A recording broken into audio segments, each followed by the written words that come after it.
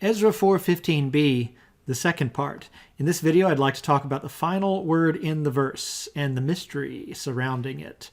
As we know before, this is a Hofal perfect third feminine singular. It carries the primary accent, the saluk, and a secondary accent, the meteg. And if we go to a biblical Hebrew reference grammar, which is acceptable to do for Aramaic, especially talking about Masoretic accents, we find that one of the orthographic functions of the meteg is to distinguish between the comets and the comets hatuf. The comets hatuf is a short vowel in a closed, unaccented syllable. The problem is that's no comets. That's a comets hatuf. So how do we resolve this mystery? Well, in that reference, we can continue and read that there's a principle that any pretonic or propretonic vowel could have a meteg, okay? And short vowels are usually in closed syllables before the primary accent. When they're not, there can be a meteg.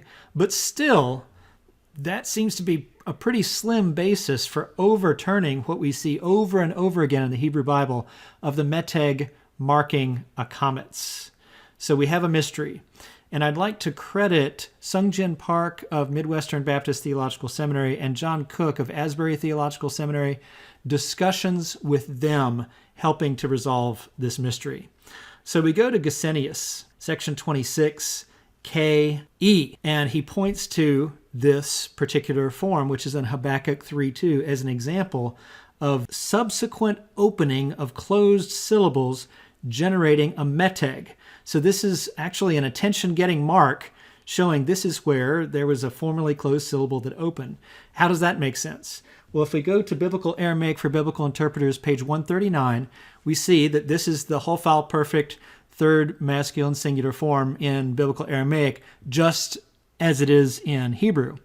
Now we add the third feminine singular ending, which is the patach tav, and we notice that the first syllable is a closed syllable. That Hofal prefix there is a comets hatuf. But because the first letter in this root is a guttural, we can't have that simple shava there. So this is the result. There are actually two comets hatufs at the beginning of this form. So this is one of the exceedingly rare cases that a meteg is marking a comets hatuf, and it is for phonetic reasons. So now that that mystery is resolved, let's go back to Ezra 4:15.